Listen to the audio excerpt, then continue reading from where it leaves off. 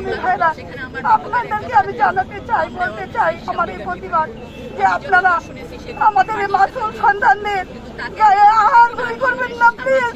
আমরা আমাদের ছাত্রদের হত্যার বিচার চাইতে এসেছি।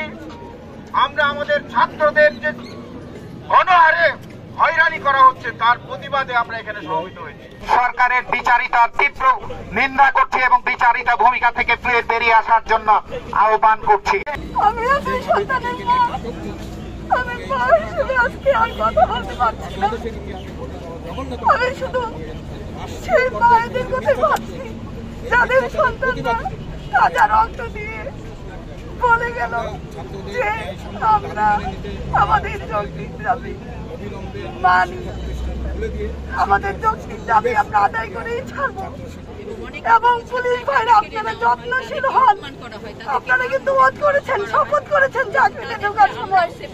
আপনারা সবাই ভুল করছেন, আমি সেটা বলবো না। আপনাদের মধ্যে অনেকে দায়িত্বশীল ভূমিকা পালন করেছেন, আমি দেখেছি বিভিন্ন সময়। কিন্তু আপনাদের মধ্যে যারা ঘাপটি মেরে আছে তারা কি আমাদের স্বদেশী নাকি বিদেশি? তারা কি আমাদের সত্যিকারের দেশপ্রেমিক নাকি দেশদ্রোহী? আমাদের এখন বুঝতে হবে ভাইরা, পুলিশ ভাইরা, বিজিবি ভাইরা, আর্মি ভাইরা, আপনাদেরকে আমি জানাতে চাই, বলতে চাই আমার এই প্রতিবাদ যে আপনারা আমাদের এই মাসুম সন্তানদের গায়ে আহার গুলি করবেন না প্লিজ। তারা কোনো পাপ করে নেই, তারা তাদের অধিকারের জন্য দাবি করেছিল। আমরা মানুষ হিসেবে আমরা অত্যন্ত স্তম্ভিত।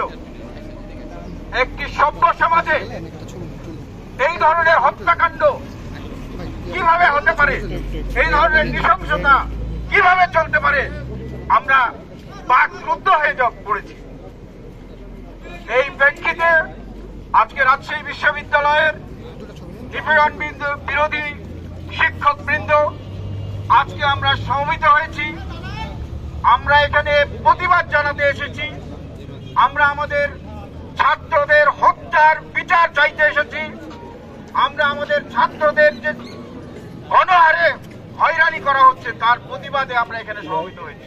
আজকের এই পরিস্থিতিকে গোটা বিশ্বের কাছে একটি জায়গার সঙ্গেই তুলনা করা যায়।